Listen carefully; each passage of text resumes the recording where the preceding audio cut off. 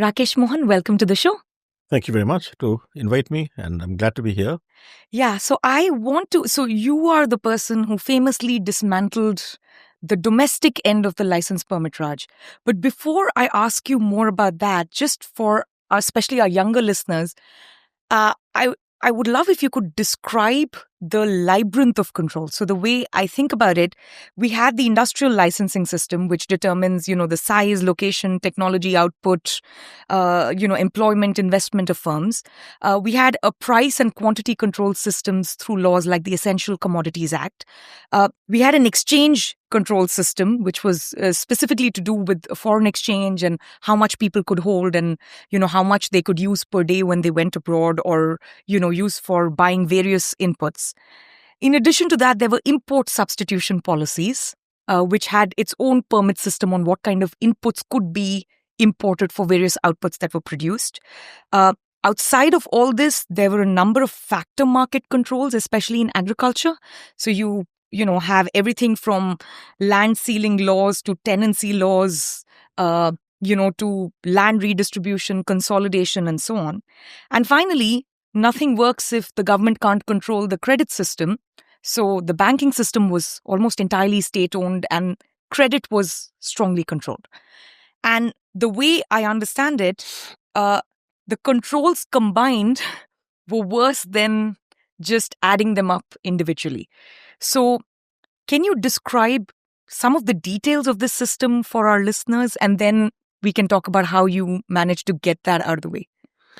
Well, difficult for me to improve on what you just said in terms of description of all the controls, but let me try. So, interestingly enough, many of these controls originated in the Defence of India rules, which were done under the Defence of India Act in 1939 when the Second World War erupted. And that's when the government got all these powers effectively. And then, also interestingly enough, many of these rules, regulations, restrictions got translated into new laws and acts soon after independence, around 1948, 49, 51, 52, and so on. Now, since everyone is now talking about deregulation, it's also worth putting these in context. Yeah.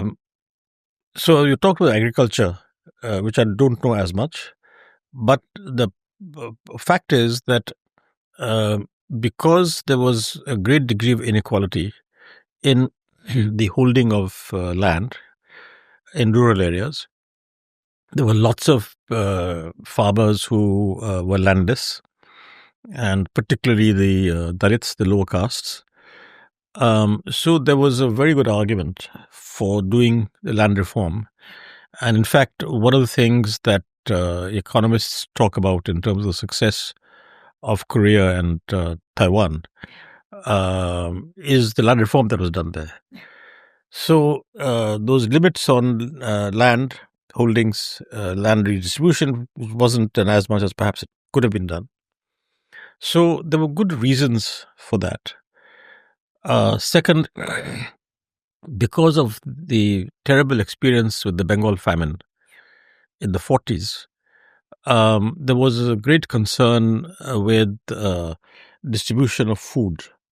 And that led to all kinds of limits in terms of holdings and how much stocks traders could have, etc. So many of these laws and restrictions had origins in a certain view of what the problems in India were and what needed to be done.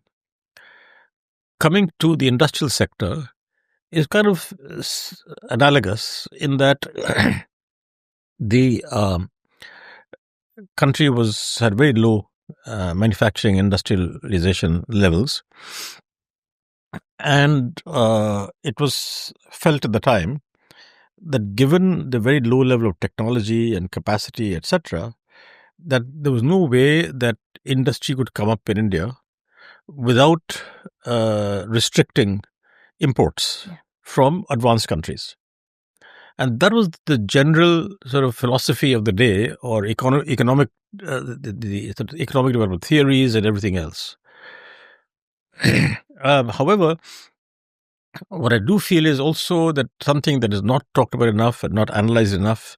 So I'm just giving an observation, which is that when we started on this journey in the early 1950s with the first 5-year plan, then in 52 to 57 or 51 to 56, 51 to 56,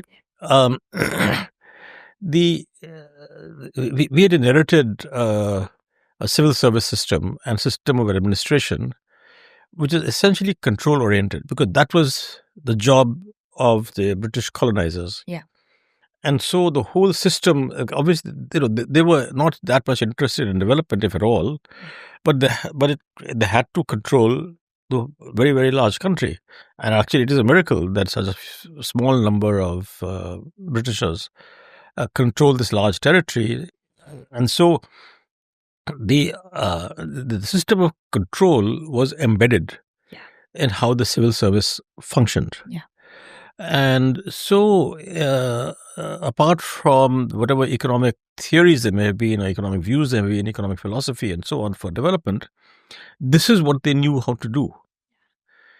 So we passed acts between 1948 and 52, I guess, the Export-Import Control Act, the Industrial Development Regulation Act, the Controller of Capital Issues, so that any company that needed to raise money in the market had to get permission from the Ministry of Finance to the so-called Controller of Capital Issues, who also fixed the price of the IPO, etc. So, and there are many others, actually. So, Essential Commodities Act still exists. Yeah.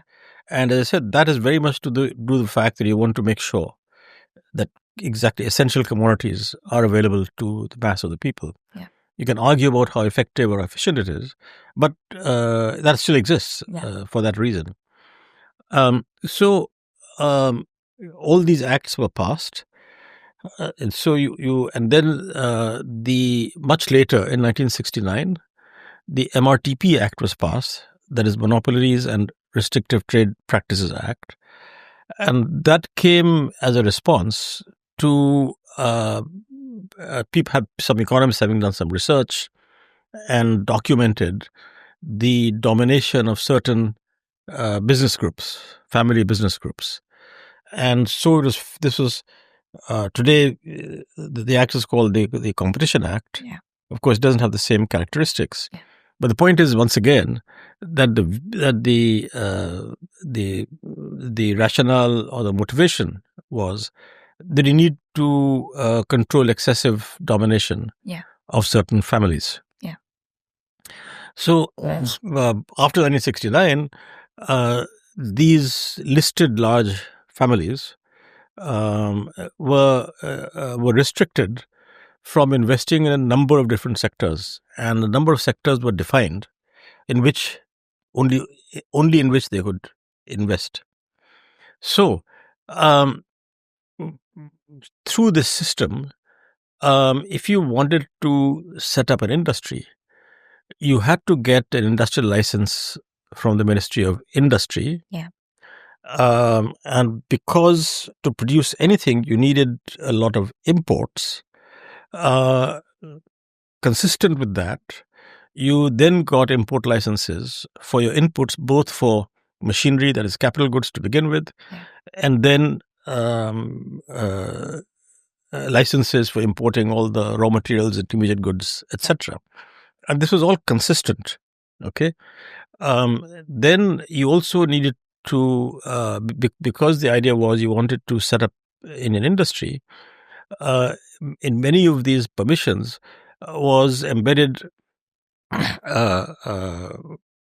the idea that suppose you start with 80% of inputs being imported, you then had to embed in your license, in your plan, that within 5 years, 7 years, or whatever, that the use of import would come down. Yeah.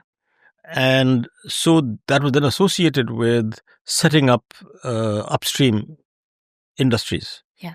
Or so that you could substitute for those imports, or to have them produce your own factory, because in those days there wasn't as much of outsourcing for components all over the world. Like say in Detroit, almost everything to do with the car was manufactured in the same plant, and that continued till the Japanese came in. Much later. So anyway, so the point is that you had a sort of interconnected system. Where one, you got an industrial license, but before you got industrial license, the industry ministry had set up something called the Directorate General of Technical Development, DGTD, and they had to look into what technology we were going to use. They had to look into what imports you would have for machinery as well as intermediate goods. And then they would set up a program on how that would be substituted over the next 5 years, 7 years, or whatever. So all that had to be done. And then that was again connected with the getting import licenses. So it is kind of interesting how the system, people sort of conjure up this system, which was indeed interconnected. One can argue about how efficient it was, how well it did, etc. I'm not with the conceptual part. But what is true is that before setting up anything, you had to do all this. And then, of course, as I said, there was control of capital issues. That, again, what was connected was you got an industrial license. So you said, now I need to raise money in the market. So you went to control of capital issues in the Ministry of Finance. The MRTP clearance, as it was called, later on when it came in 1969, was given by the Ministry of, now it's called Corporate Affairs. I'm not blanking out what it's called. Ministry of Company Affairs. Company Affairs. So, there was all this interconnected stuff that had to be done. So that these are all the components. Sorry, further, that most things need foreign technology. So it is called the FC clearance, Foreign Collaboration Clearance. When we did the 91 reforms, I can say that I changed the title of that to Foreign Technology Agreements, because that's what it really was. And so you had to get permission for that as well. So then this was also connected with that if you're going to get so many imports, whether capital goods, payments for foreign technology, intermediate goods imports, and so on, therefore you have to get corresponding foreign exchange. So it's only armed with all these permissions that you could then go to the Reserve Bank to get the foreign exchange. So it, in a sense, it's a sort of miracle, actually, that we had as much industrial growth as we did. And the fact that people forget, actually, is that the industrial growth in the 50s, till about mid-60s or early 60s, was about as much as we ever had. About 7-8%. But one thing which is sort of hidden in everything that you're saying is, because of this kind of control and because the market's not allowed to adjust, everything was a shortage economy, right? Yeah, absolutely. So we have these controls that need to be issued for something as simple as foreign exchange, which we don't have anymore, because the system is so inefficient that we're not competitive in exports, which means we don't export enough, which means we don't earn enough foreign exchange, which means there isn't enough to go around for inputs, which means now we need to allocate this, right? And now this is everything from industrial permits being allocated to Bajaj scooters being allocated to inputs for Bajaj scooters being allocated to foreign transfers with Vespa, which they did for a little while. So it's from start to finish because it's a shortage economy. Another thing that in terms of controls, you had mentioned price controls. So there was indeed, we set up something called the Bureau of Industrial Costs and Prices, BICP. And that controlled cement prices, steel prices, later on almost all drug prices, most things actually. Sugar, most things. And again, in principle, it was a technocratic activity in that they're supposed to have looked at what are the costs of production, and they would control the price and so on. Also, as you mentioned, say if you built a house, you actually had to get a cement permit to get access to cement. And this got decontrolled only as late as 81, 82. Right. And then you had to get a steel permit and so on. So it was, these controls were absolutely pervasive. So also what is interesting is that the dysfunction of the system started becoming quite early, like late 50s, early 60s. And there's a whole bunch of committees within the government that were formed. Yeah.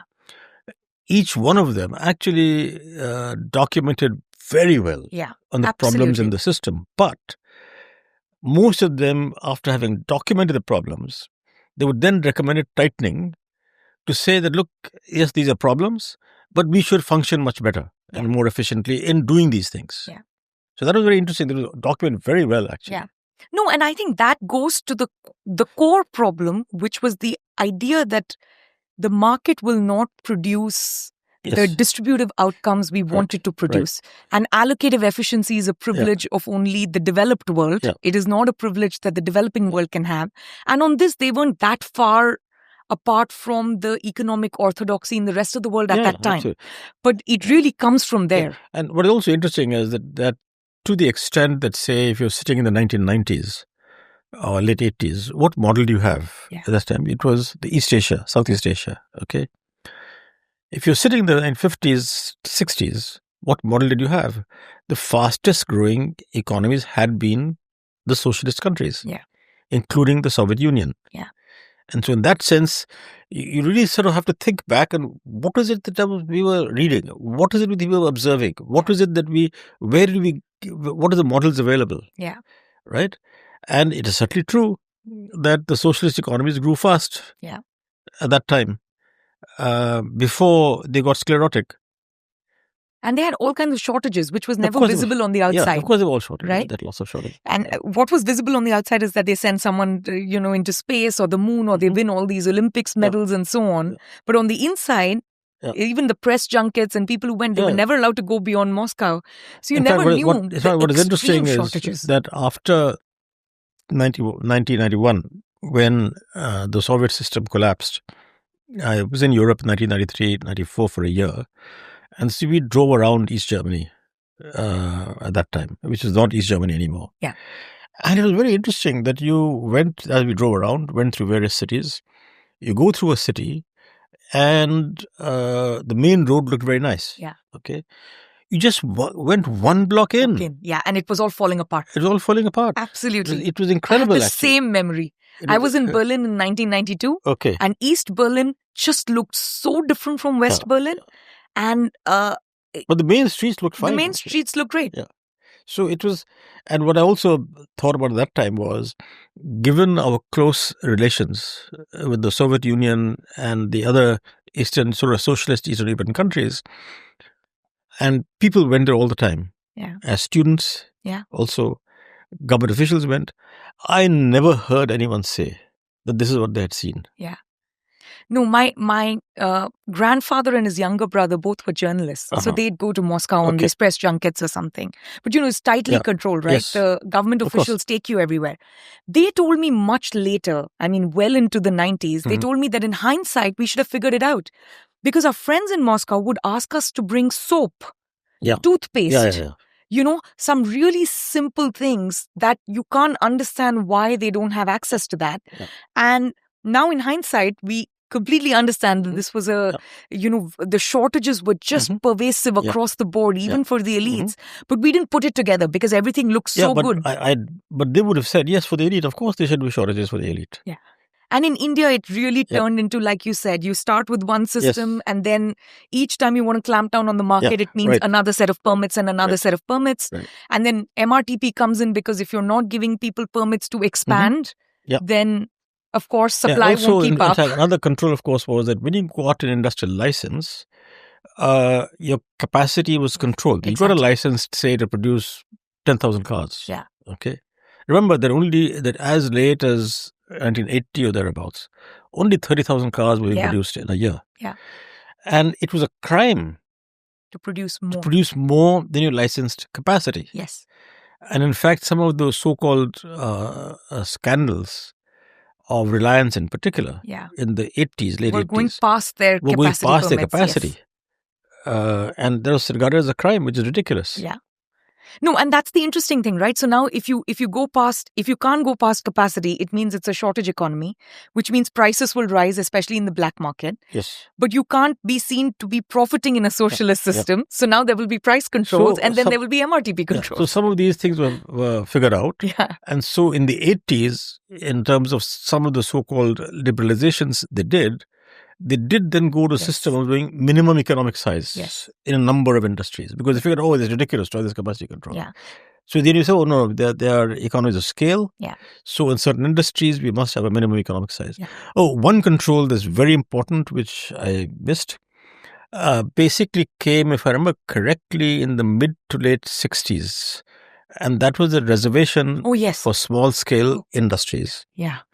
And by the late 80s, when we did the liberalization in early 91, in mid 91, there were 836 items reserved for small-scale industries. Yeah.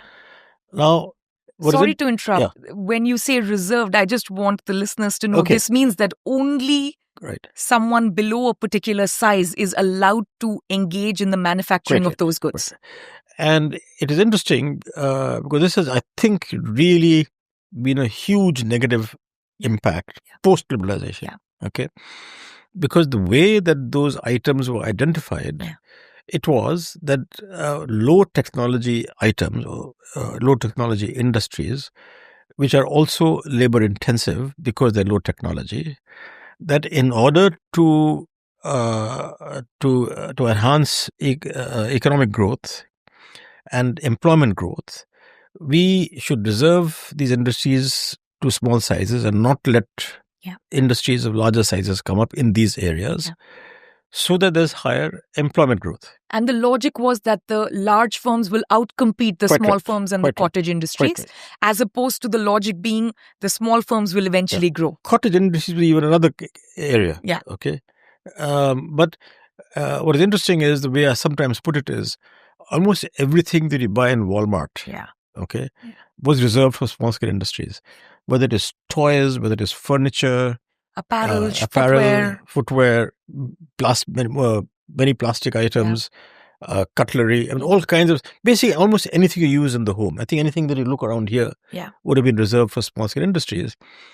One big omission and failure in the 91 reforms was indeed that we couldn't de-reserve release those industries from those controls. But it did happen. That's the good news. Eventually. But it happened 20 years later. Yeah, much later. And, one of the wrong things that was done was that whereas we liberalized imports, over a period of time, lower and lower tariffs and removal of quantity controls, NTBs and so on.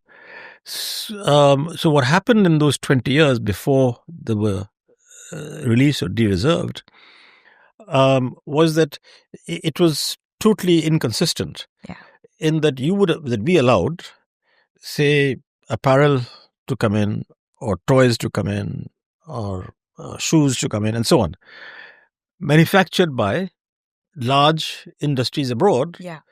When we were not allowing our own large industries to produce those items, which doesn't make any sense whatsoever. Yeah, so we just hobbled our own domestic industry. So as it happened in 97, 98, if I remember correctly, a committee was appointed under Mr. Abid Hussain, who later became ambassador to the US also. Yeah. And he was among the civil servants who was really in favor of all the economic reforms that were done.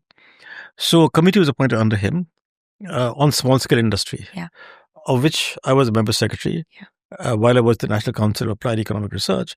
And we got a lot of research done. And we did come out with a report which said unqualifiedly, this must be de-reserved. Yeah. And in fact, the sort of inspiration behind reforms, the late Dr. Manmohan Singh, I remember asking me, can you prove that this will be beneficial? So I said, no, I can't prove these things. But what is interesting is that the lobbies for small-scale industry didn't argue for de-reservation. Yeah. They were arguing for stopping the imports. Yeah, they were arguing for protectionism. Protectionism. Okay. Now, from their point of view, yes, that's correct. But at the same time, it is interesting. They didn't say, "Look, I would like to grow." Even today, our that's industries, CII, FICCI, none of them say we want to grow. They all want more protectionism. Yeah, exactly. So that I think, in terms of one of the big issues, which is why has India not, after the reforms of '91, when the exchange rate got market related, the financial sector got deregulated, etc. Why have we not had a great export record? But before we get into that, I first want you to tell everyone how you dismantled the industrial licensing system, which was just bananas, to be honest.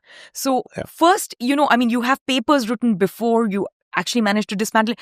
Can you just walk us through how did you get into that business? How did you make the list? And then finally what happened? Well, let me first say it was a miracle. And miracles don't happen very often. However, what is very interesting is right from the time that Mrs. Gandhi came back to power in 1980, right through the early 80s until she was assassinated, there were a number of committees that were set up for economic reform, or whatever you call it. Okay, and one was on this committee under Dr. Arjun Sengupta. Yeah, Sukhomoy Chakravarti, Abid Hussain, so many of them. We've linked to all of them on the 91 project, all the committee reports. Excellent. So they, each of them recommended a certain degree of reform, liberalization, deregulation, etc., but relatively conservatively. Okay. So in that sense, there was this movement going on towards deregulation, liberalization. Two, people had observed, obviously, on what is happening successfully in Southeast Asia and Japan earlier. Three, because of this movement going on and realization going on intellectually, number of economists, as well as civil servants, started thinking this way. What is interesting was that there wasn't enough academic pressure, actually. Of course, very early was Bhagwati and Desai. Also, I can remember that I was economic advisor, Ministry of Industry from 1988 onwards. And when all this was going on, I would have the key lobbyists of the larger firms coming with lists of things that ought to be done. And quite frankly, all Mickey Mouse things. Okay. And so when we were cooking this stuff up in 1990, actually, they would come and said, "Don't worry, you'll see that something more will happen than what you're asking for." The other thing was also, we used to have, I mentioned earlier that you had to get a steel permit. So there was a steel controller. There was a coal controller. There was a cement controller. Okay. All those under the Ministry of Industry or respective line ministries. So all that also had to be dismantled. And as I mentioned earlier, there was a Bureau of Industrial Costs and Prices. So what's also interesting as part of this movement, the BICP, earlier under Lavraj Kumar, later under Vijay Kelkar and Yogendra Alag, they'd also, over the 1980s, been recommending certain kinds of decontrol of these prices. Not, again, relatively conservative, but that all that stuff was there. So the point I'm making is that this was kind of building up in the 80s. Okay. One of the things that was done in the 80s was liberalization of imports of capital goods, which got us much higher growth in the second half of the 1980s. Along with that, because the import bill went up, came the balance payments crisis. No, but before that, they also did broadbanding, the small things, which gave us some more capacity. So when you got an industrial license, it was, I'm just exaggerating, it wasn't, they say it was women's clothing. That is not that you're being given license for skirts or shirts. Okay. You were broadbanding in the sense of bringing together a number of items that would obviously have the same technology, the same factory, etc. So earlier, if you had like a permit to make spoons and forks, they also said you can make knives. Quite right. So that kind of thing. Almost all these things reserved for small scale industries. The other thing, of course, was that from 1956 onwards, Industrial Policy Resolution 1956, that so many industries, large industries, were reserved for the public sector. Reserved meaning that only the public sector can produce them, like heavy electrical equipment, steel, many items. So that was also that was actually quite miraculous that we were able to do that in 1991. Yeah. So to come back to how this happened, so first, as I said, there was a sort of build-up of thought, and also government committee recommendations. So it is all in the system. Then, as you said, there were also some industries were being delicensed. Okay, there were some industries that were delicensed for exports, things like that. So this was kind of going on. So when I reached the Ministry of Industry in 1988, some things that happened were, one, that the Rajiv Gandhi government got outvoted in late 1989. So new government came in, VP Singh government, and Mr. Ajit Singh became the industry minister. Also, the Secretary of Industry changed. So, because in the Indian system, you have a civil servant who comes in from some other ministry, then he or she has to be briefed on what that ministry does. So, usually in the civil service, this is seen as a thankless task because it's not giving you any power. Okay, the power comes from giving permissions, giving permits, people coming to lobby you, etc. So this kind of thankless task, now some presentation has to be given, okay, to the incoming secretary or minister. Will go to the economic advisor because you have nothing better to do. And this is a time when we had economic advisors within specific ministries, and you were the economic advisor for industry. Yes. So that task came to me, and that to do that, I therefore had to compile, all right, everything that existed in the Ministry of Industry, and existed in what we did. That's when I discovered there's this license system, there's this license system, there's this licensing system. So that is how the whole thing got compiled. Otherwise, it's difficult. Otherwise, it is difficult to know what's going on. So, out of curiosity, how did you make that list? Were you asking your colleagues to tell you what is it that you do on a daily basis? Because this is impossible to put together, and you're the first person who put it together. So that was very interesting. It was a discovery for me. Of course, one had read the Bhagavati Desai book and various other things. Of course, that one Arun Shourie had written something by then. There were a number of people. So all these things one had read, and then the other thing was that. So you had all these permitting committees, right?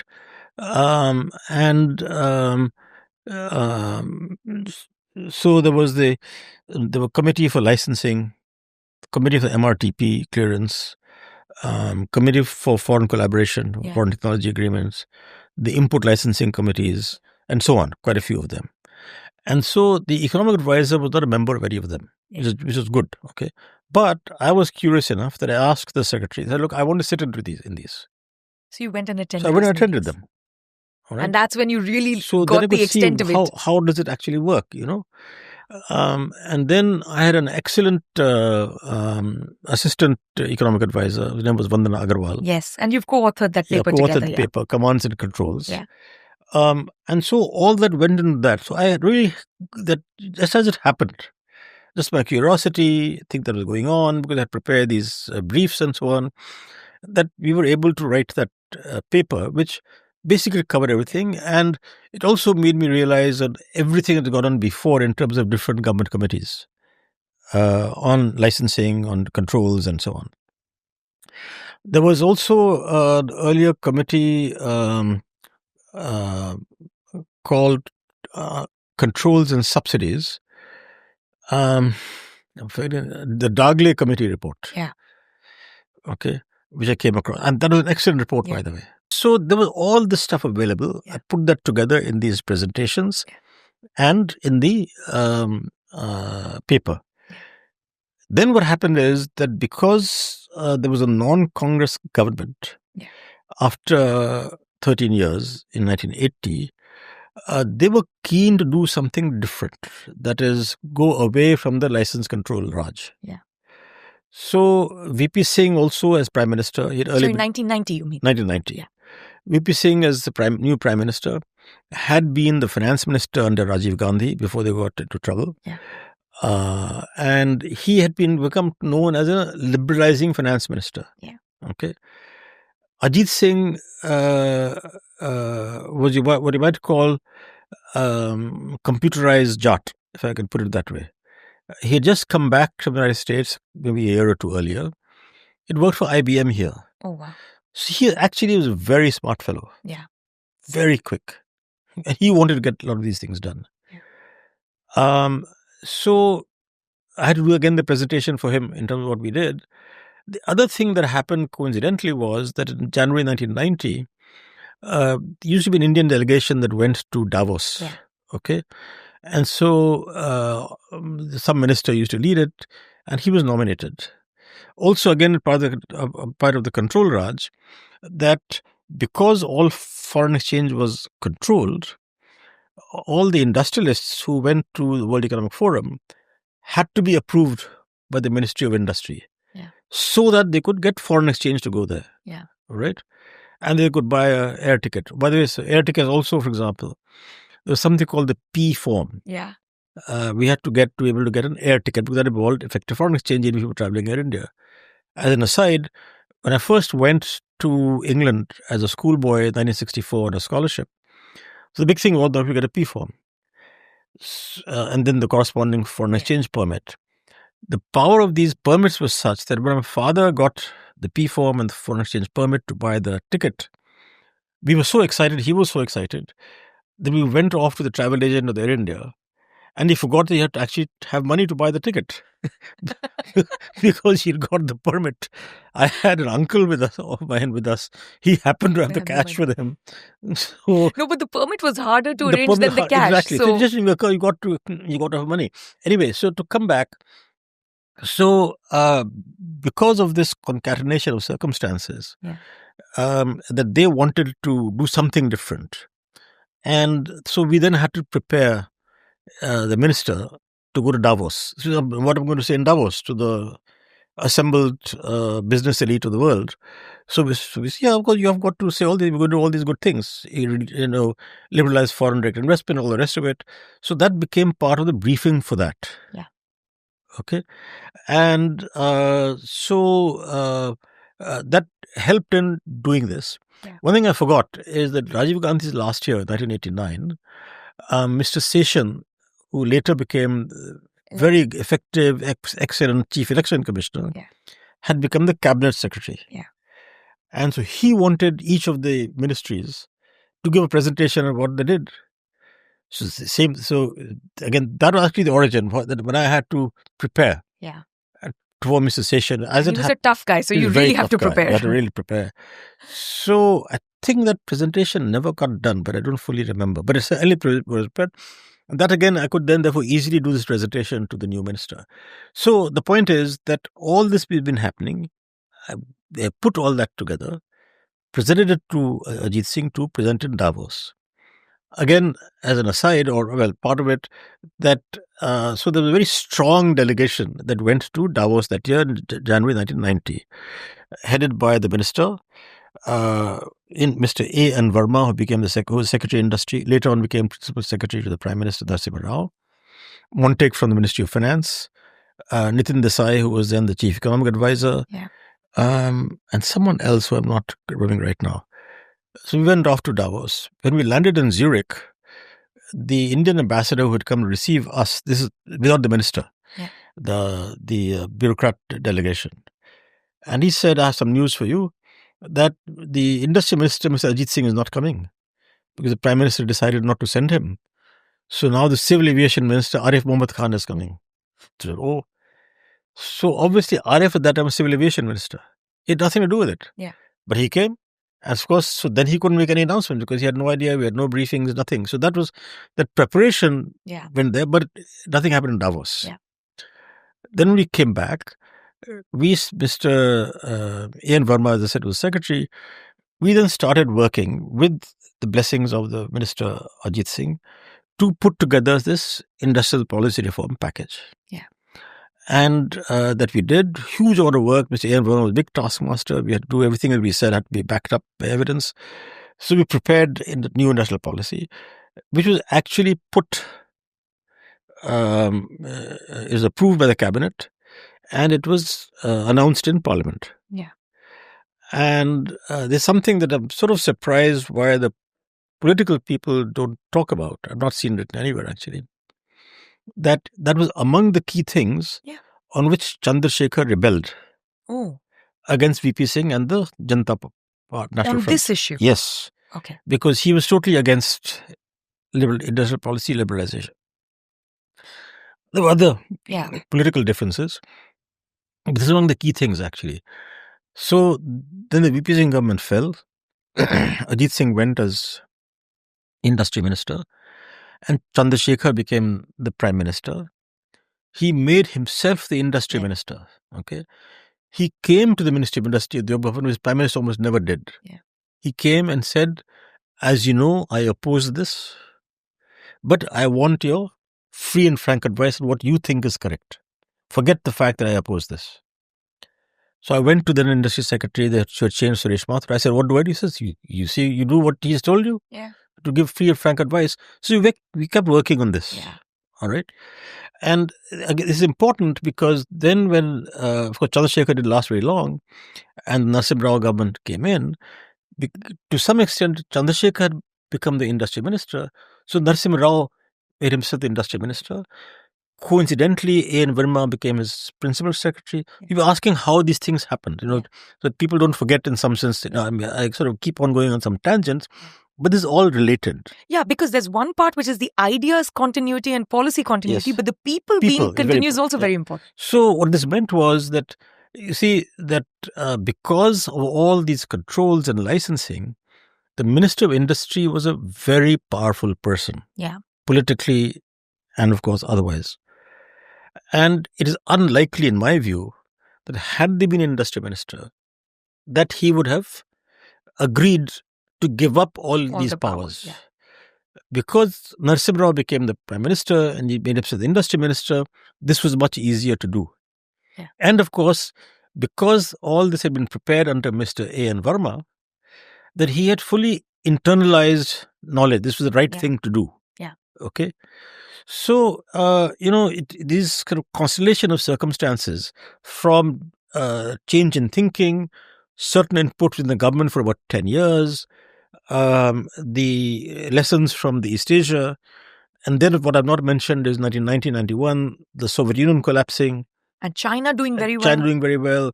So all these things combined, and then these personnel things happening, So that's sort of a long answer to your short question. How did it actually happen?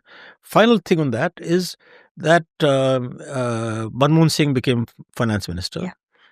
It's also very interesting that Manmohan Singh had not been associated with liberalized economic policies, even though his own PhD dissertation in the late 50s was to do with exports. Yeah.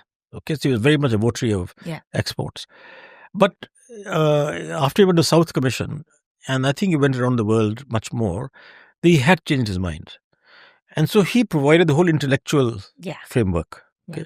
So this combination of Narasimha Rao, Manmohan Singh, A.N. Verma, which I call the triumvirate. Yeah. And then all of you supported. And all of us. And the final thing also I must mention is that, interestingly enough, there was a great degree of I don't know the English word in Hindi, bhaichara. Yeah. Okay. Among civil servants, IAS people, different Secretary of Commerce, Secretary of Industry, Planning Commissions, Secretaries of the Ministry of Finance, and so on. We, the economic advisors who from outside, we're sort of foreign bodies in the system, that somehow, because we had grown up in the system for some time, some people much longer, like Montek, Bimal Jalan, I was only there for a few years by then, but we got on very well, and so that also helped in doing all this in one shot. But there are two more aspects of the one shot thing. Until the industrial policy got dismantled by your team, we were usually just chomping on the edges, right? So it's like, okay, let's tweak a little bit of this and let's tweak a Quite little right, bit of quite that. right. So, one, this was quite audacious.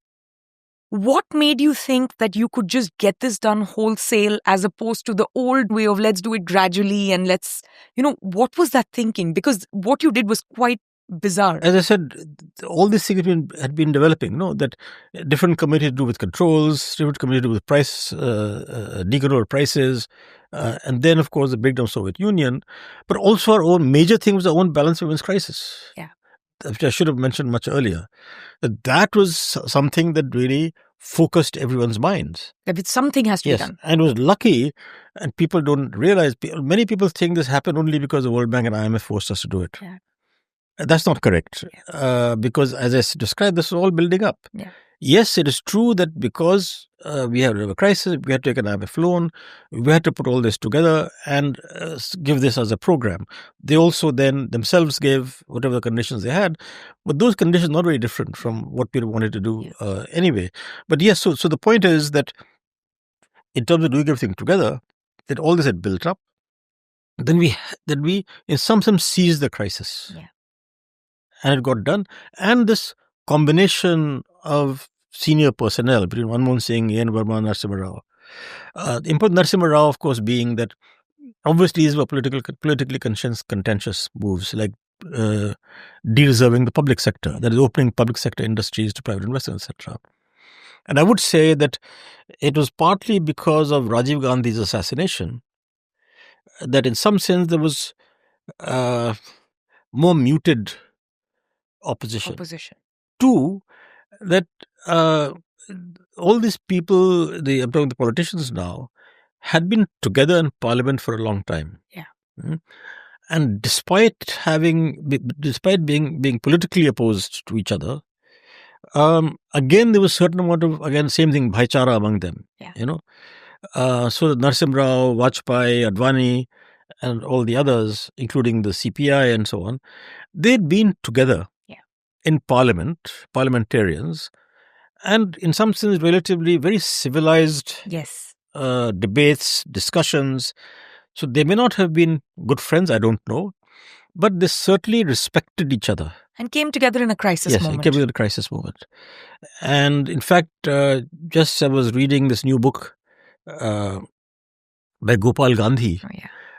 He quotes Vajpayee's speech on Nehru. Yeah. And it is quite something, actually. All right. So what I'm saying is that the political cover that is provided by Narasimha Rao, which was, as I said, he got helped in some because Rajiv Gandhi was assassinated. And of course, because of his relationships with all the other senior leaders, that this could be done. And of course, Manmohan Singh, this is very important actually, that you see, when there's what you might call a standard politician minister, however smart he may be, which most of them are, still have to be briefed by the civil servants or the technocrats. Look, this is the right thing to do. Now, he then has to make his mind up. Do I trust these guys? Yeah. Are they ideologically motivated? Do they have some other interests? So, do I trust these guys to do these big things? Can I take this risk? So, the great advantage of Manmohan Singh being there as finance minister, that this was all internalized, both because one, being an economist, a very smart one at that. Two, that it worked in the commerce ministry. Yeah. It worked in the finance ministry. RBI. Chief Economic Advisor. Yes, Chief Economic Advisor. Planning Commission. First as member secretary, then as deputy chairman. So all this was totally internalized. So in some sense, I may give him advice, but he knows it anyway. Yeah. It is being that he can understand what I'm saying. Yeah.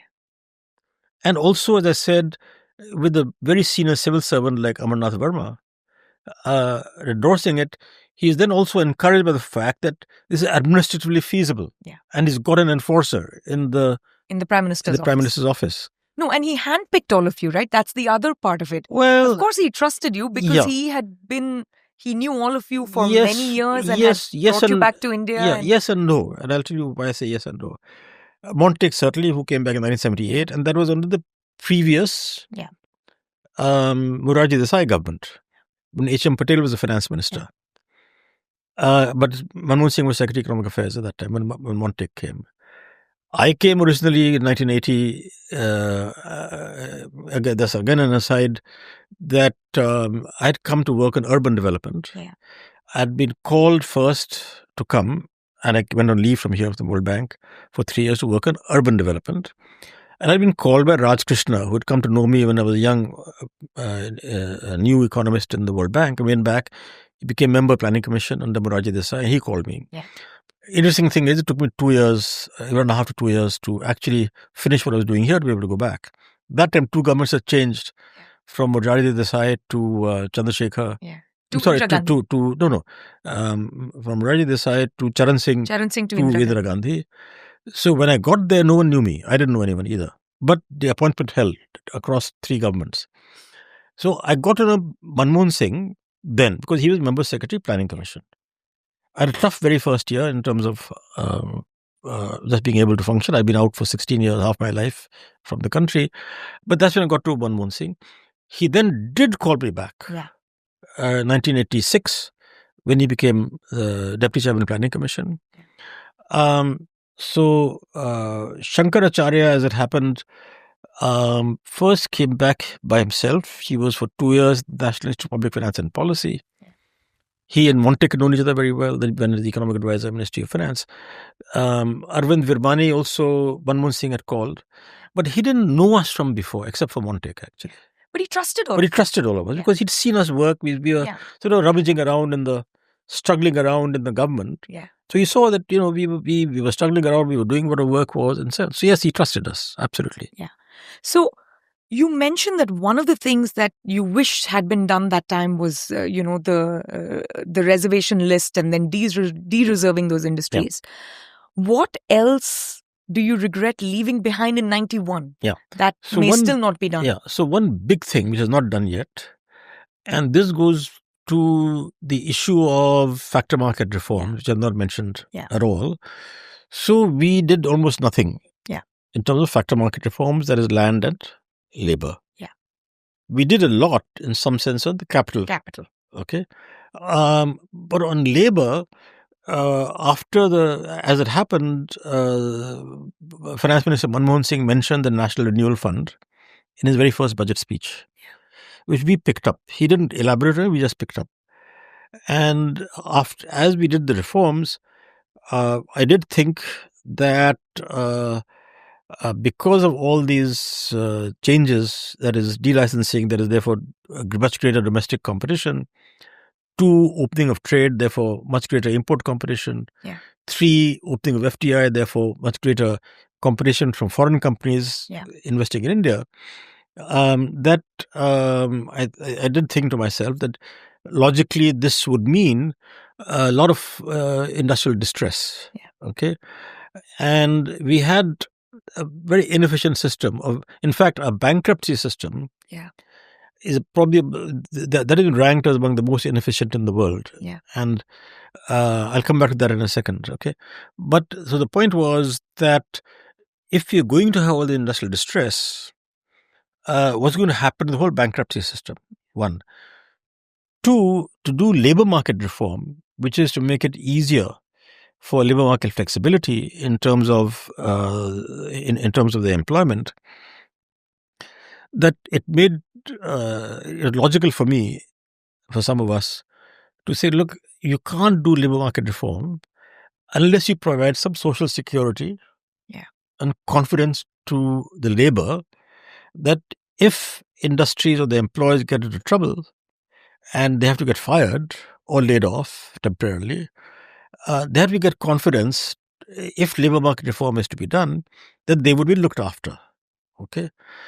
So, and this National Renewal Fund having been announced in the first budget, Suresh Mathur was then the secretary and myself as the economic advisor, because Ian Verma and the principal secretary in the Prime Minister's office, we cooked up a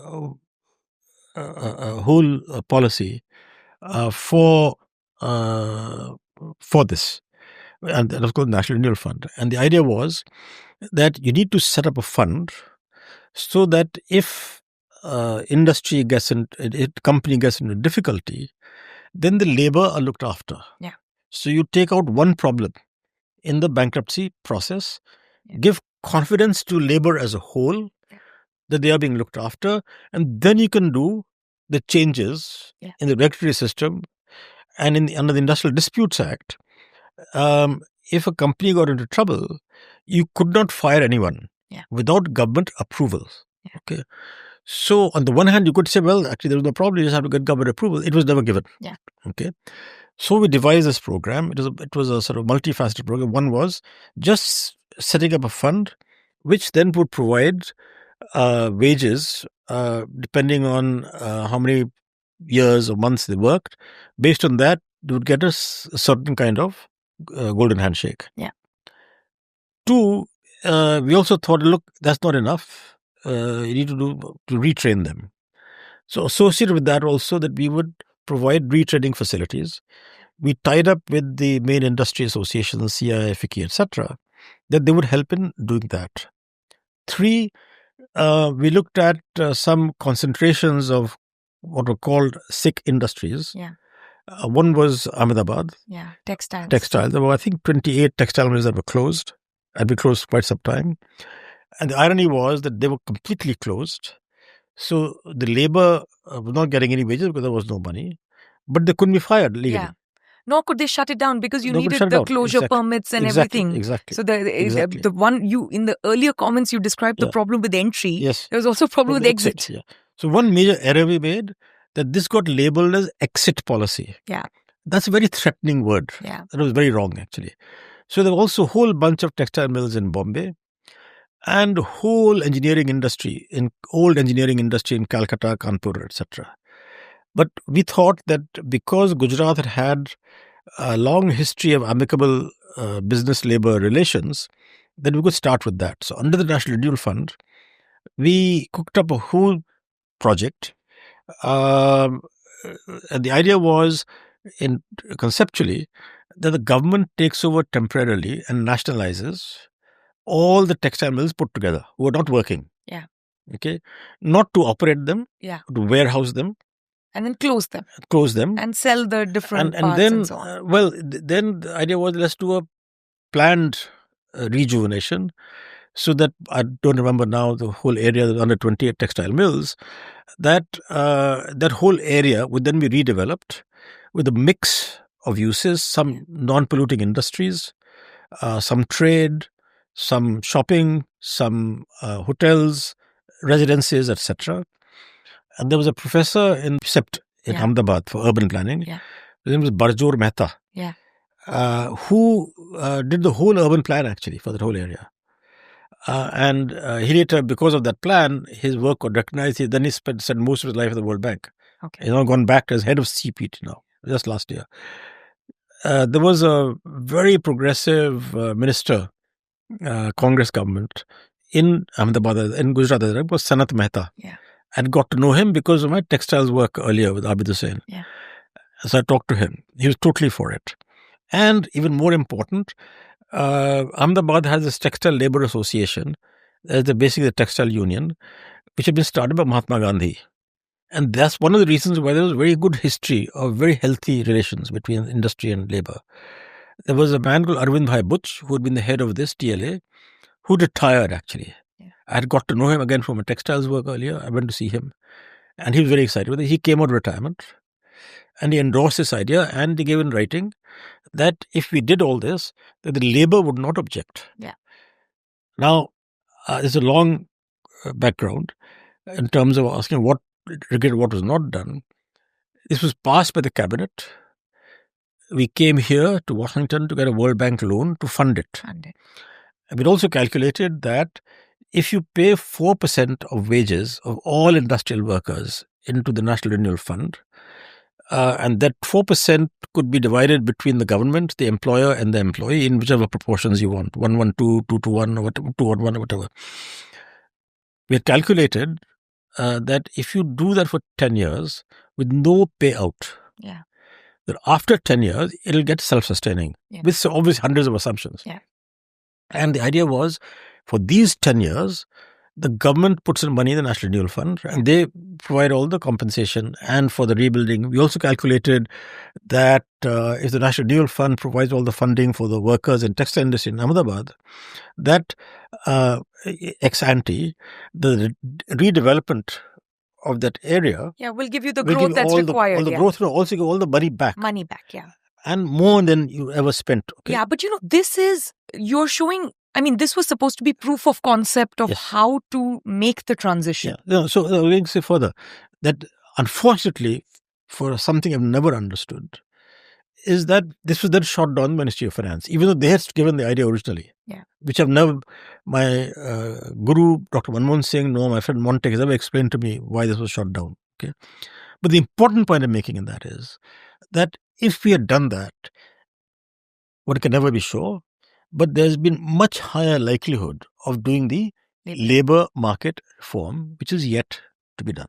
No, but the labor market... That is the reason for the whole... Yeah, no, I completely understand, and it's super helpful because, so what you're telling us is a very important aspect of reforms, which is when you go from system A to system B, let's say we all agree system A is inefficient. Even then, the transition from system A to system B, there are going to be winners and losers. And we can only make the transition if we overcome what Gordon Tullock called the transitional gains trap, right? Yeah. And you basically devised a very nice plan on how we overcome that transitional gains trap. We figure out a way to pay out the losers by increasing the size of the pie and making more winners. That and also providing facilities for them. Exactly. So that they get confidence. Okay. And then hopefully this replicates in different states. But today we're in a weird world where we have, now they've compiled it into 4 codes or something and it's not been notified yet. But before that, we had about 40 to 45 union level labor laws and about 200 state level laws. And this is not just hiring and firing and retasking. Quite right. This is everything from the height of the urinals to, how your font size on the wage slip to your uniform color. See, those things I don't regard as important. No, I know, but we've not removed anything. Yeah. No, but so how do we get rid of all of that? But you see, the thing is that I have not looked in detail at those things, so I can't say the confidence. But my basic point there is that you need to engender trust and confidence from the workers. Now, the people who say, look, but the organized sector labor is so small, you're just pampering them. When 90% labor is informal, you don't get any of the facilities. But my view on that is, look, if you want to get ahead, you've got to get the trust of these guys. Yeah.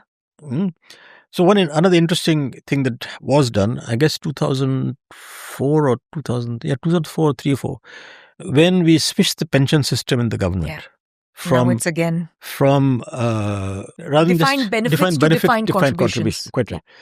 So that was very smart. Yeah. In the sense and that... fiscally prudent. And fiscally prudent. No, but I'm going a different point. That you didn't affect the existing employees. Yeah. Okay, that they would continue the defined benefit system.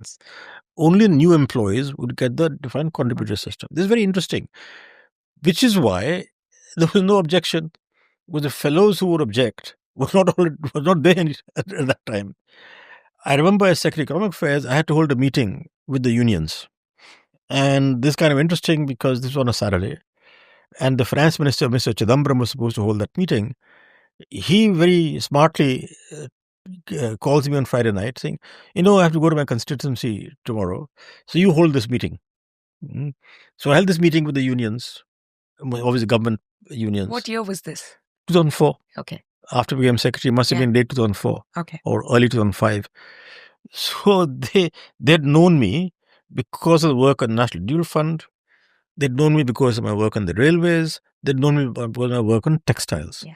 So they all smiled. They trusted you. Yeah, so they trusted me. They all smiled and said, we know you. But, you can't fool us. We know what the government is doing. That was sort of what they said. It was done. Now, see, what is interesting is that is now 20 years hence. Yeah. All right. So, obviously, people now have had 20 years of service. So, they've started thinking about their pensions. It's a huge pressure on the government to revert to the old system. And again, I think the government has done a very smart thing. And by the way, although there's no connection, when I met the finance minister 2 years ago, when she asked me to come and just have a chat before the budget, this is one thing I suggested was that you need to go to a mixed system where you continue with the new pension system, but you provide a floor. Yeah. Okay, and the I suggested was you say that you will get at least half of what you would get under the defined benefit system while you continue with this new pension system, so that there's again confidence and people feel we're being looked after. The government, of course, has gone much further, and they have given assurance. So you'll get at least what you would have got on the defined benefit system. So I'm just mentioning this that these are very interesting ways that. So what has the government done now? It has reduced its unlimited liability. That you're continuing with the new pension system, the contributory system. You're going to calculate what you would get in a defined benefit system, and in any year that there's a shortfall, we'll plug it in. So it's a very limited liability system. And again, you can the opposition to this criticism that has come is saying, again, is pampering all this lot retired civil servants. But the point is that to go ahead, you've got to have confidence and trust. Yeah. And you need to eclipse things slowly. And you need to sort of give people the trust and confidence that we, the government, are looking after you where we need to look after you. All right. Well, and even if you don't truly believe in the looking after part, you at least need to buy out the opposition at the very least. But right? Whether you look at it pragmatically or cynically. I don't look at it that way. I often say that, look, many of us who argue for these things, we are sitting happy with the defined benefit system. So what right do I have to say to others? Okay. Another good thing the government has done, again, I'm not sure this government has done. I'm not sure how well it's being administered. These are written about that among our biggest failures is health. Okay. And I certainly feel you should have socialized health, a public health system covering everyone. But the reality in India is that the private health system is completely widespread. Whether you now talk about the high specialty hospitals or you talk about primary health, your little doctors, little clinics all over the country, you cannot wish it away. Okay.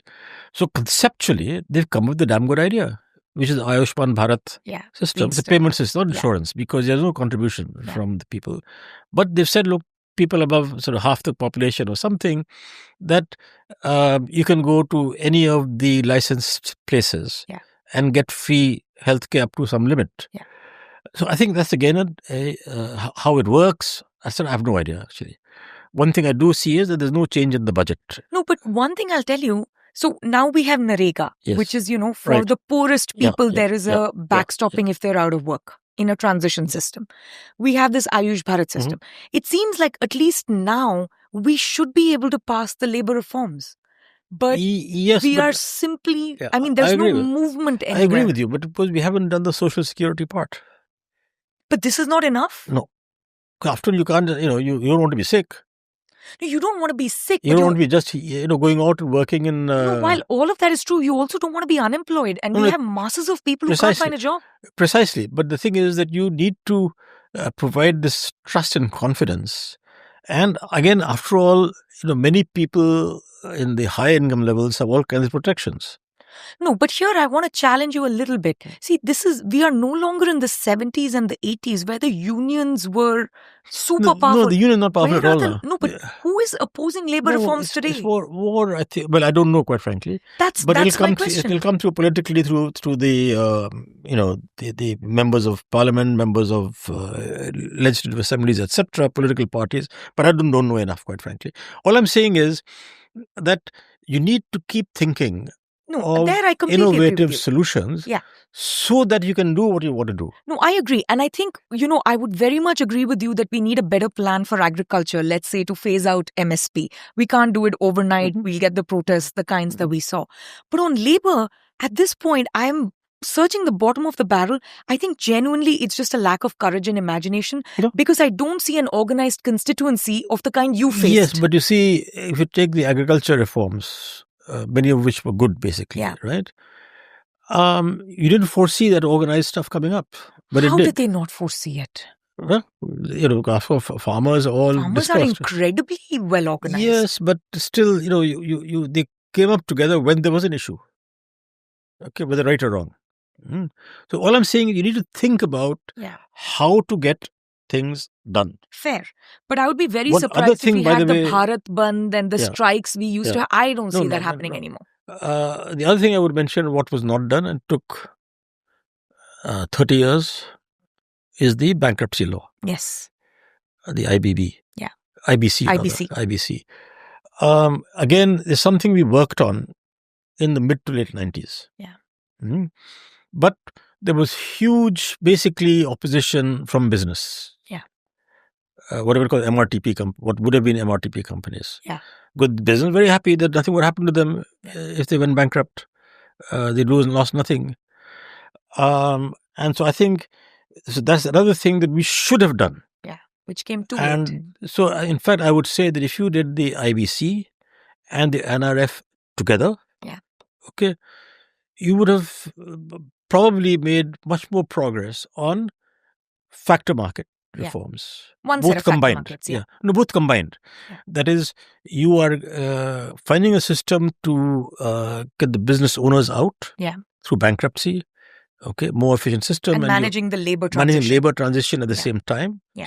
So in some sense, you got a system both for capital and for labor to be able to do restructuring, revival, and greater growth. Yeah. Because then what happens is that when bankruptcy systems are clearer, people have they perceive less risk in investing. Banks perceive less risk in financing.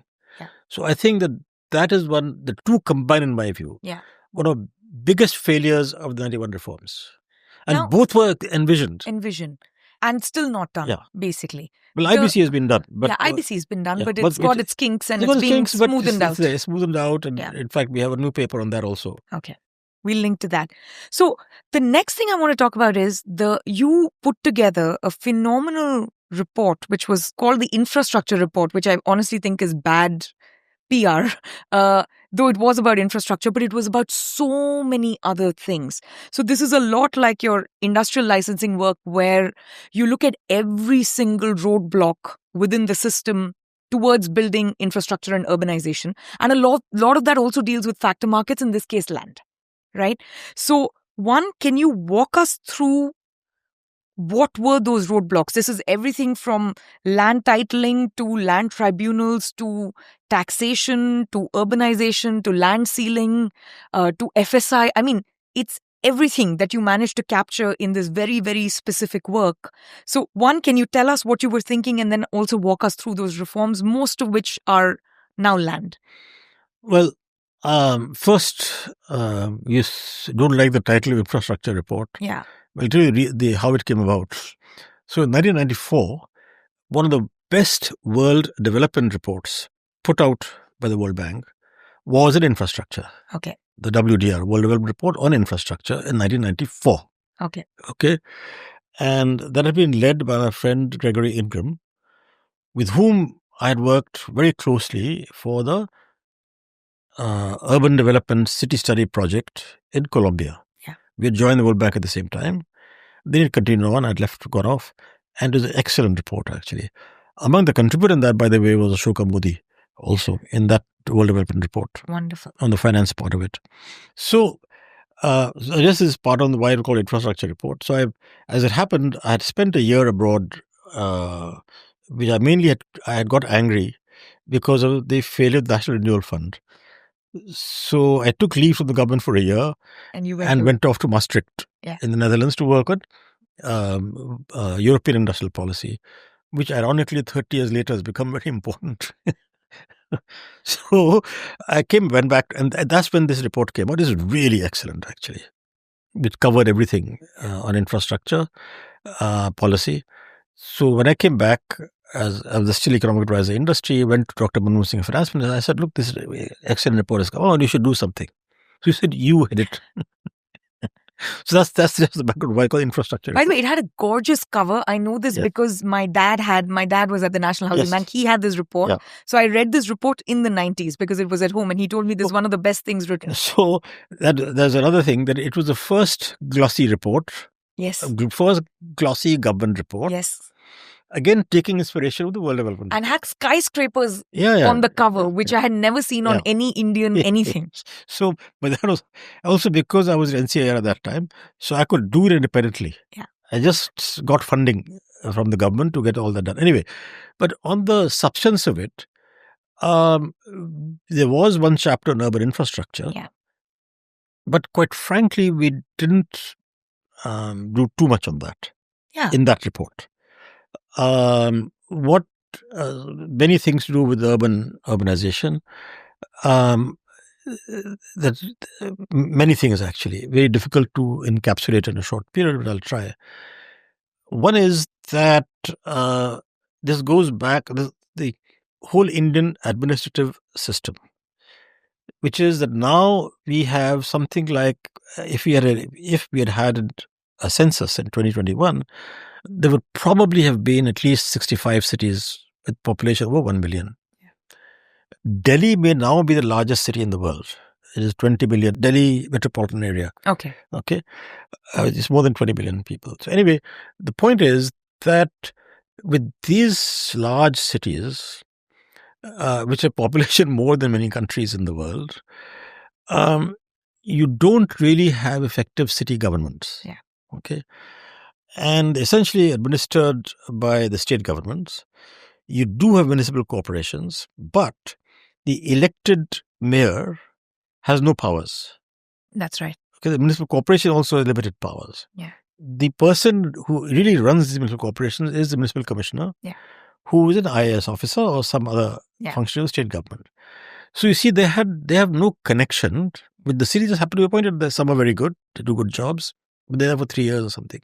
But the point there essentially is that for good urban development, you really need to empower these city governments at different levels and different ways. Yeah. One of the reasons being that you have to have people interested in the city. Yeah. That is, it's their city. I'm really doing something for my city, as opposed to a bird of passage who comes in, administratively may be very good, mujhe karna hai, jo karna hai, I have to do something, whatever I'm going to do. But so and that the feedback has to look below to the citizens and not above to their boss who's in the IAS service. Quite right. The criticism of this kind of idea is, look, they'll be very corrupt. But my response to that is, you think the top people are not corrupt? Are you telling me central government is not corrupt or state government is not corrupt? Two, if you do this, this may be just idealistic, you may get better people incentivized to come in. Yes. So, as an aside, back in 2006 or something like that, I was a panel in Bombay. There were a couple of other people. One was Narayana Murthy. At least 1,000 students in this huge auditorium somewhere in Bombay. And it was on urbanization, that particular session. Yeah. So I asked the audience, what 1,000 students, 1,000 people, lots of students. I said, raise your hand if you would like to work in the Municipal Corporation of Mumbai. So 2 hesitant hands went up. Then, of course, since Narayana Murthy was in the panel with me, I had to be provocative. So I said, now tell me, how many people want to work doing useless things with Narayana Murthy? Half the hands went up. But the point is that you want to enthuse the youth, right? Because there are lots of interesting things to do. Yeah. Say, for example, as a finance professional, it would be very exciting to do all the finances of the city. Yeah. Okay. As, say, an engineer, it would be very exciting to do urban projects. Yeah. And right now we can't even get a flyover to meet. Yeah. And the other thing you mentioned, flyovers, there's this sort of aspirational thing. What is urban development? Fancy flyovers. No, it should be better pedestrian routes. Pedestrians, you need clean water, sewerage, clean air, and all the rest of it. Public transit. Yeah. And, but the sort of middle class aspiration, politician aspirations, etc., the more flyover, the more modern I am. Or metros, Yeah, metros. So these are, I don't want to go into those details, but my basic point is that we need to rethink how we run our cities. Yeah. Okay. Get more expertise in. Yeah. And get more local accountability in. Yeah. Now, these may be very idealistic thing. Maybe it may not work that way. But one of the differences with China is that they have really empowered city governments. Yeah. Of course, they're appointed by the Communist Party, but they're really empowered city governments, actually. So, but here, I mean, you say idealistic now, but when I read your work, it didn't look, I mean, you provided a very clear roadmap, right? You talked about being more fiscally federal such that you can raise revenues through property taxes and everything else, removing, the urban land ceiling acts, correct. Rent controls, I mean, that's, you have to remove it, but that's still tweaking around the edges. But that's mostly done, actually. It's mostly done now. Removing the setbacks, making building permits easier, the FSI. So what I realized when I read your report, which is quite remarkable, is, there is a cluster of constraints when it comes to urbanization, right?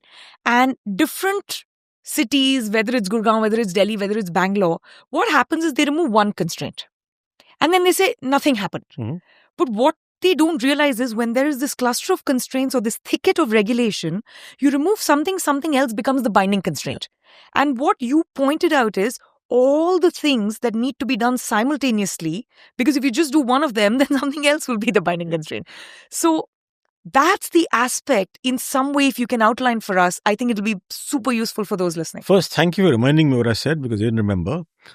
But this report was written a long time ago in your defense. So, anyway, but the issue is the same that I said earlier. Okay, you need a whole set of competent people who can visualize the thing together. Yeah. All right.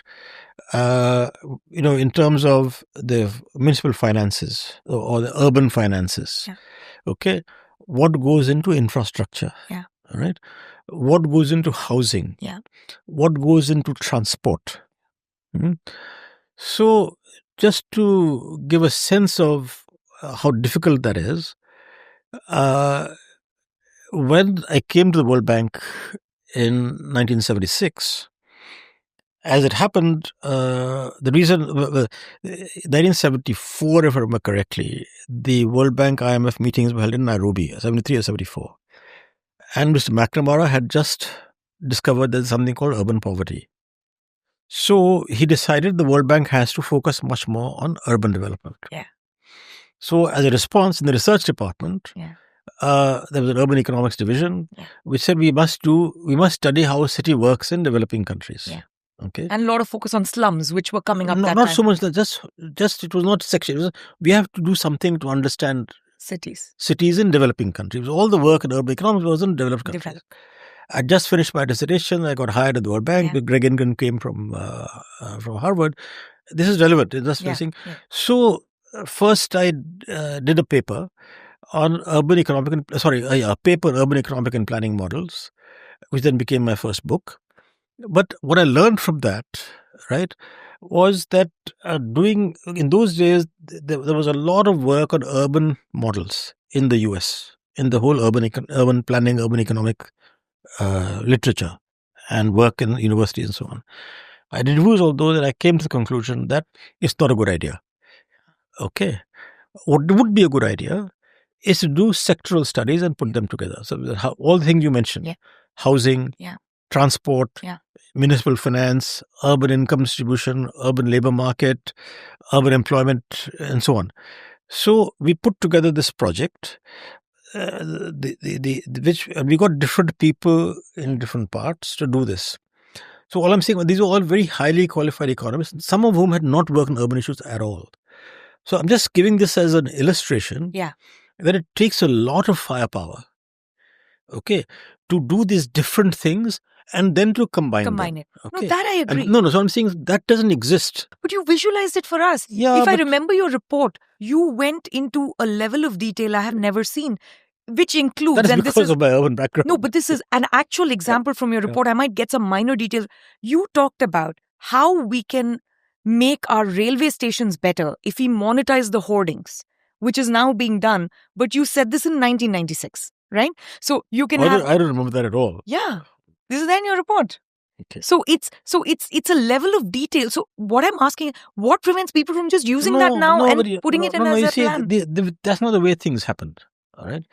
It is different people thinking this in a similar direction, something happening for that to come This together. has to happen in every state then. But that's my point, no? But one of the interesting things to me is that our states are larger than most countries in the world, okay? But you don't have even one significant social science or economic research institute in Per any state. state. Yeah.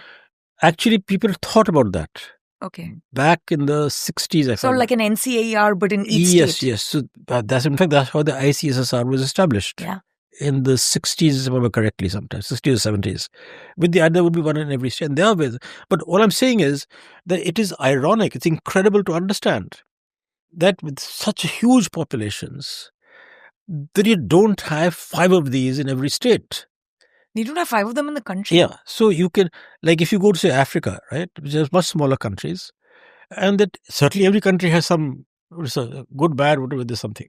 So all I'm saying is that you don't have this intellectual competence. And then, of course, the bureaucrats keep moving around. Yeah. So they have no incentive, only some personal incentive. So we have had some fantastic IAS people who are so personally motivated that they get exactly. something So done. they get. So I only work in urban development. Okay. Okay, like Shiva Ramakrishnan in the old Yeah. days. Okay, so the number of them even today actually. Yeah.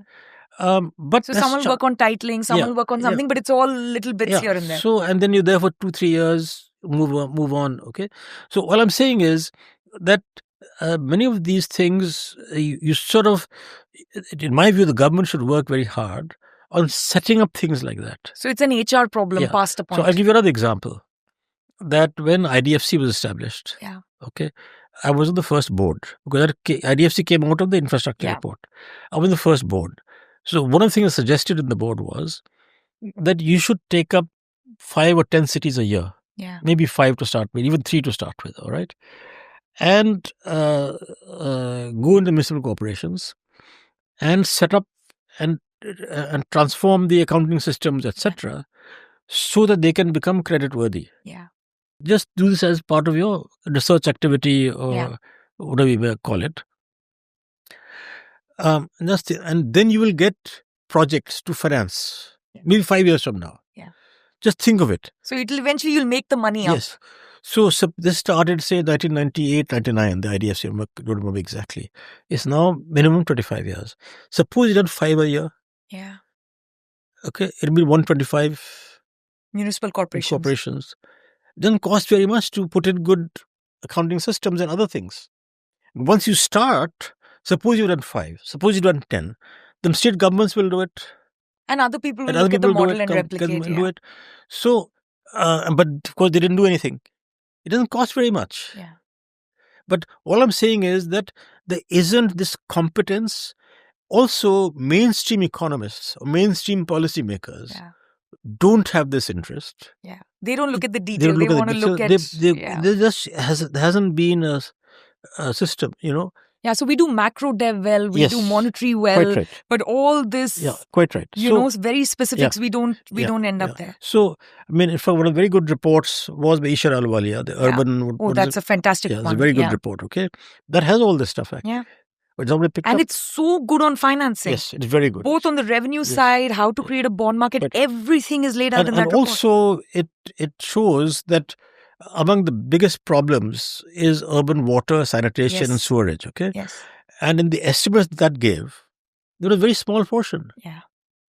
I've written about it, taking up from there. So look, you can improve things, health, all kinds of stuff. We just concentrate on this. Absolutely. We just don't build 5 flyovers. Yeah. Or don't put in a metro system too early. Yeah. You know, and you can even cover it with user fees. You know, exactly. The Indian poor are already paying for clean water and clean everything. So they're willing to pay for it. You just need a system to hold it. So another one of my many failures when I was advisor Urban Development and Planning Commission, 86 to 88. But Manmohan Singh was deputy chairman. And I was in charge of urban development and urban water and so on. So one of the ideas I put forward, of course, which never has been taken up, is that I then looked into the finances of urban water. And what I found was that, I forget the percentages now, but the vast, say 50 to 70% of the population depending on the city, gets about 10-15% of the water. Something like, I forget the numbers now, but basically small proportion. All the rest is richer people, plus of course businesses and so on. So I had said, I'd done a lot of work on user charges at that time. You just mentioned, okay? What I said was that, look, a simple way of self-selection is that you say that anyone who has a tap in the house must pay the economic charges of water plus 10%. Anyone who's willing to go out to a public standpost gets free water. And so if Mr. Ambani decides, or Mr. Adani decides, or even us, to go to public standpost, that's terrific. Because you'd get enough money. So, there are things like this. But people's, there's been a big puzzle. No, but that was in 88. Now, lots of people have taps. We could still come up with a sensible user model where certain units are free and then we price. No, don't put any units free. What my point is that as you're saying, many more people have taps. So the finances get better and better. Better and better. And you can reduce the tariffs. Because there are fewer people to subsidize. Right?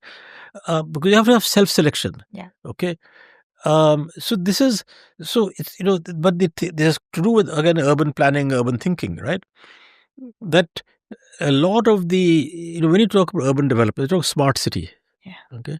Means metros, flyovers. For me, a smart city is there's clean water and the garbage gets picked up. Precisely. Video cameras, okay, things like that. When this somehow doesn't inspire people's imagination. Just as health and education through our history. No, but imagination means every day the problem every single household faces is clean water, garbage, roads, public safety. So it's a little bit so that's what I'm saying. Astounding. But to come back to basic general point, right? And all these things, whether it's permits, whether it's FSI, getting electrical permit, whatever it is, right? To improve that, you can't do, as you say, things bit by bit.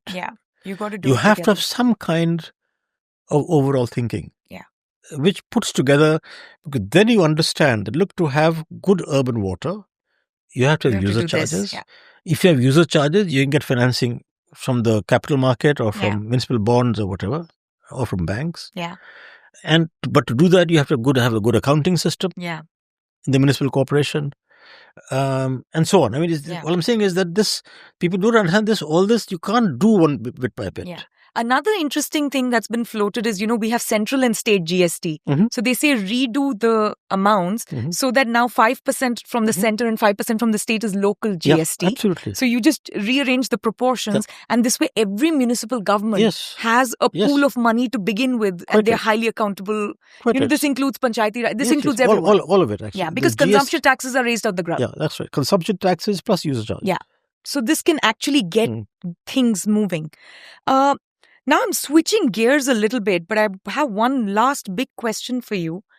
Now, this is again something people don't know about your work because... Maybe I don't know either.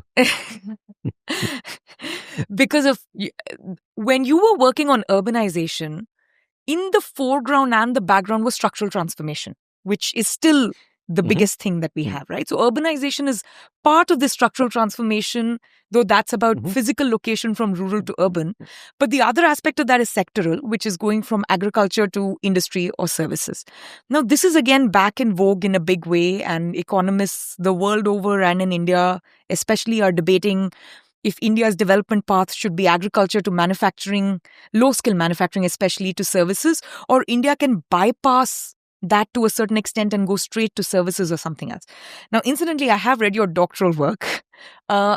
You were talking about this in the 70s. Poor thing. You have no idea what I read now. So it was a treat. So you were talking about this structural transformation, both in the context of urbanization and outside, long before we liberalized. So can you walk us through what it was like then? Because not too many people were studying the structural transformation. And how do you see that landscape today? That's a difficult one. Okay. You're up to the task. Well, I don't know. Well, you see, back in the 60s, 70s, in development economics, you basically had two sector models. Okay. And there was a lot of work on that for a long time. Development meant transformation, structural transformation from agriculture to industry or rural to urban. All right. Almost no one talked about services, the tertiary sector at that time. So at Princeton, this is just giving you background how I started thinking about it. At Princeton, there was a professor called Sherman Robinson, who I think is still working with IFPRI or something now. He's here in DC now, and he's still working with World Bank also, actually, in the modeling side. So he had spawned this work on computable general equilibrium models. Yeah. And one of his best students was Kemal Dervish, who later became with the World Bank, senior vice president and so on, then became head of UNDP and then at Brookings and so on. And his was, you should dig up his thesis and read that. Okay. Yeah, he had done an 8-sector model of Turkey. Oh, wow. Okay. And one of the finest, lucidly written technical pieces of work. Yeah. All right. So I saw that, and he was an assistant professor at Princeton also after his PhD. So from that, I decided I would do from that I saw what all the sectors, and then that divided, look, you need to do 3 sectors. And the model I did was had greater endogeneity because you can do that more if you have fewer sectors, all right, technically speaking. Yeah. So that's how I got the idea. And when you then look at the national accounts, etc., you see the service sector is much larger. Yeah. And therefore I did that. To come to just jump the present for a second, what did I learn from that? All right. Yeah. That the transformation from agriculture to non-agriculture, from rural to urban, is simultaneously to industrial and service sectors, or secondary and tertiary sectors. Yeah.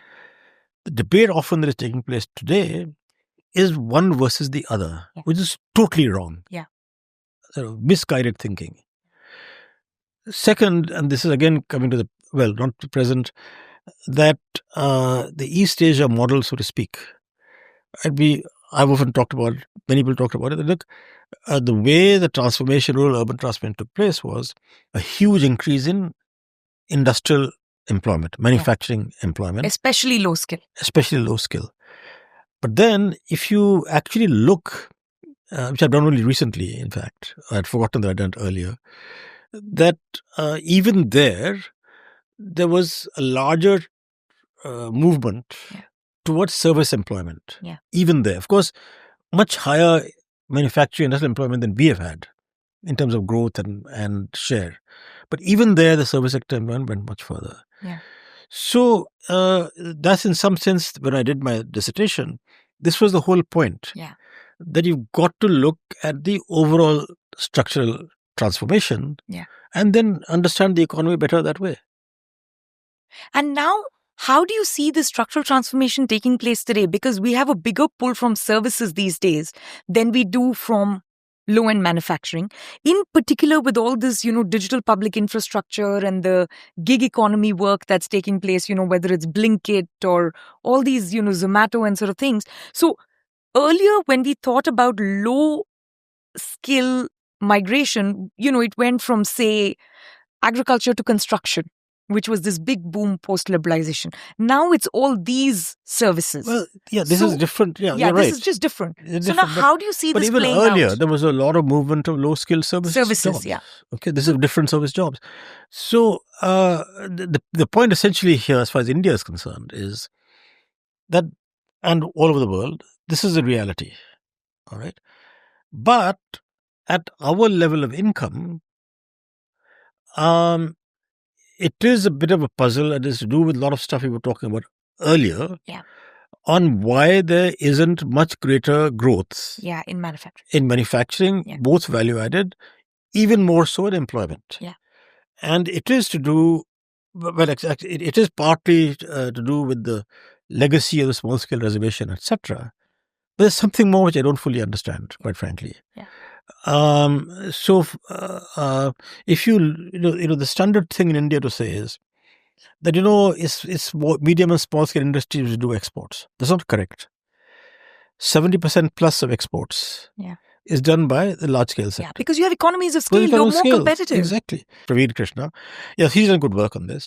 So my point is that partly because of there's some of these misconceptions that we sort of don't think of large enterprises as large, low-scale employers. Yeah. That's just not correct. Yeah. In fact, in some things that are happening today, partly because of PLI, is huge increase in electronics employment. Yeah, and especially, but there also, though there's an increase in employment, which I do appreciate, we somehow like to target the most capital-intensive stuff as opposed to, apparel and footwear and all these I agree other 100%. What I was going to say is that even there, in those assembly units, units, it's very low level of skills. Yeah. They don't get paid very much. Yeah. About 50,000 rupees a month. Yeah, but the jobs are getting created. Jobs are getting created, but still, all my point is that even those things require very low level skills, and you can do much more expansion. Much more of that, yeah. Whereas, of course, all the other, as I always say, the Walmart kind of products, okay, I don't understand why we don't do much of that. The second thing I would say is that the idea that in the last, say, from early to mid-90s to early mid-2010s, that the demand generator was the United States, which brought up all these countries, including China in particular. Yeah. But now there wouldn't be such demand. That's again false. I think it's false. Okay, because the way I look at it is that if you take China plus South Asia as a whole, plus ASEAN, okay, that's more than 4 billion people. And they're getting richer. They're getting richer. Average income with a lot of variation is like $5,000 a year. And most projections, including for China today, suggest at least for the next 10 years, it'll be 4-5% growth. Maybe below, who knows, because of demographic changes, etc. But the point is that also incremental GDP growth as a share of total GDP, global GDP growth, will about 2/3 or so will come from this region. So there's no shortage of demand. No, and there's an additional thing, which is on the other side, China is getting richer, which means its people are going to do fewer of these jobs. Yes, and there'll be demand from there. Exactly, and those jobs are now going to Vietnam and other places. They're even going to Africa, but they're not coming to India. They went to Bangladesh before they came to India. No, so this is the point, actually. Yeah. That there is no shortage of demand for goods. Yeah.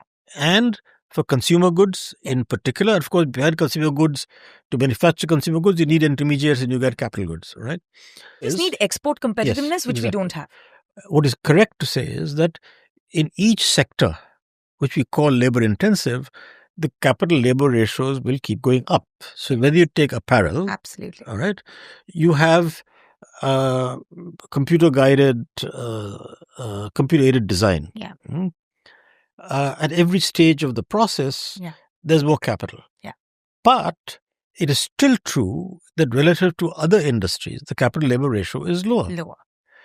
So people, and one of the things that I find the most irritating in India is we just form AI. Of course, there's AI. AI is happening. But look, you don't have, you can't give clean water. The loss of employment, clean water. Right? There's a shortage of nurses. Yes.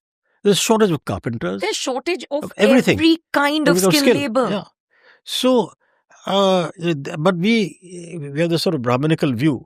No, that we should only do AI. Let me give one more aside on this. When I was doing electrical engineering as undergraduate in London, at Imperial College, down the hallway from Brian May of Queen. Yes, quite right. But that is in the residence. Yes. Yeah. So there were 90 of us in the electrical engineering cohort in my class. At the end of the course of the degree, the last semester, that is summer semester, we had all done all the exams and stuff. We had to do a project, a graduating project. So one of the things I always remember is out of 90 people, 90 students, I think there were only 8 of us who are what I would call subcontinentals. That is, people of Indian, Pakistani origin. Yeah. I was the only one from India. There were 2 from Pakistan, someone from Trinidad, someone from East Africa, someone from Malaysia, and so on. Okay, there were 8 of us out of the 90. What is interesting was that when we had with the project, everyone except for I think, almost everyone did a physical project. It was building some apparatus, engineering apparatus to do with electrical engineering, and then doing that and showing. From us 8 or so, everyone except for one did a software project. We just don't like doing it myself, just don't like doing things with our hands. Yeah. So somehow there's something from there, which I can't prove. I'm not a sociologist, but there's something. I always remember that none of us wanted to do something physical apparatus project. No, but there's a second element which now is even more disturbing than that, with all these AI buzzwords. Earlier, we were just brainlessly importing best practices or solutions from the West. Yes. Now I'm worried we're also importing their problems, which we don't have. Yeah. So quite right. It's bad enough that we were importing the solutions, but now we're importing problem. Our problem is clean water. Their problem is AI. So I'll give you an example on the labor-intensive stuff. Shirt I'm wearing, I'm going to name a name. This is Raymond's. Yeah. When I went to buy it, it's not cheap. It's like 3,000-4,000 rupees. Yeah. Okay. I go home, see the label. It says made in China. Yeah. You can't tell me. Yeah. And this is a vertically integrated company. Has been around for ages. Right, Raymond's. You can't tell me they can't manufacture a shirt which you can sell for 3,000-4,000 rupees. Yeah. Which is made in India. I don't understand this. Yeah. It's cotton. Yeah. It's not synthetic. Yeah. So these are things that I don't understand. But to come back, the point basically is that, in a sense, I don't care if there's greater growth of services or manufacturing, except to say that if you want, say, as our aspiration, 8% growth a year for the next 25 years or 20 years, then purely arithmetically, if the agriculture sector at best can grow at 4%, of course its weight is getting smaller and smaller, about 14-15%, but you can't get 8% because you have to compensate with the agriculture sector. If you have, say, less than 8% in manufacturing, which means service sector then has to go by 12%, something of that order. Right? So purely arithmetically, you can't do one or the other. You have to do both. And all three, actually. And all three. Reform agriculture also. Reform agriculture, and we have to get away from a self-perception of agriculture being cereals. Because now, I hadn't known this, but the value added in dairy is greater than all cereals put together.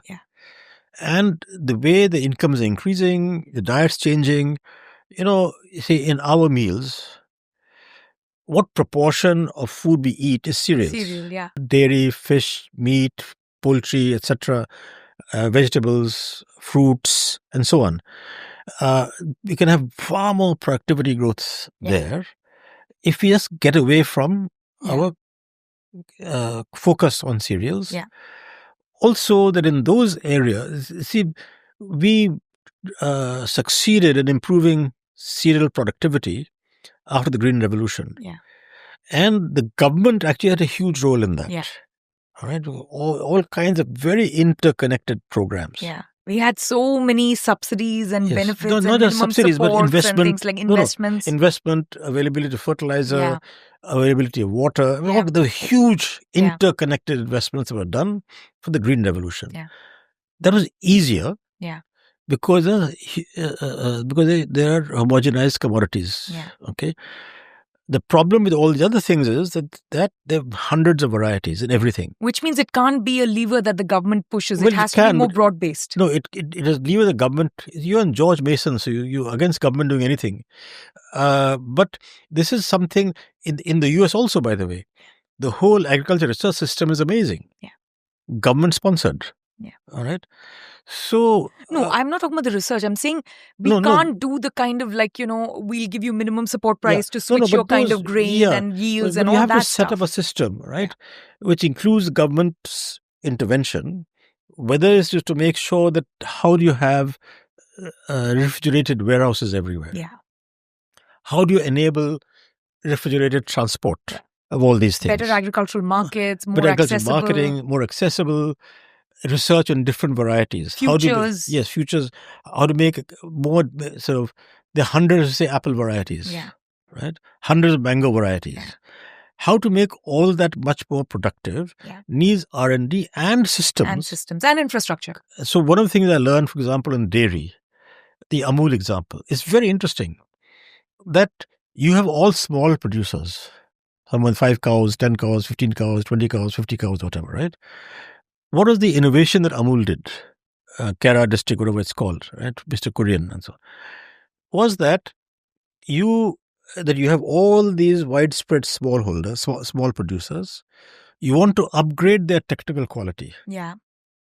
So you have a centralized R&D system, which then looks into how to improve all the inputs, that is the stuff that cattle eat, the medical, veterinary services, and all the rest of it, process varieties of cows, which are the more productive, etc., which you then, the centralized thing transmits. Yeah. Okay. And then you can also homogenize or dehomogenize the output and categorize it. And again, centralized marketing. Yeah. Same as Apple. Yeah. Same as Apple. So when you buy an Apple phone in this country, say about $1,000, right? Yeah. You have all design in Silicon Valley, R&D, design, everything. Okay. Then you go to China. Now, all sorts of places are manufacturing everywhere. Yeah, but now China and India mostly. Yeah. Still China, Foxconn. So they get everything from this upstream designing activity. All there you do is put things together. All right. Then comes the marketing, which is also centralized in terms of how you brand them, what is the look, how do you market it, etc. Yeah. So it's the same thing as Amul. All right. So what I'm saying is that there are lots of there are interventions here. There's a private sector. Yeah. And some of these things, there could be public sector or incentivized private sector, where you have to connect. Yeah. These agriculture, large number of producers. Yeah, agriculture in India will always be large number of producers. Yeah. And what you do is to want to find ways, the means of upgrading their quality. Some intermediary which collects everything. Yeah. Then markets it. Yeah. And then shares the benefits. Shares all the benefits with them. Yeah. So there are many things like this that need to be done. Yeah. No, this is incredibly helpful. Thank you so much for your time. This was a pleasure. And hopefully you'll come back and do more. Well, you'll have to call me.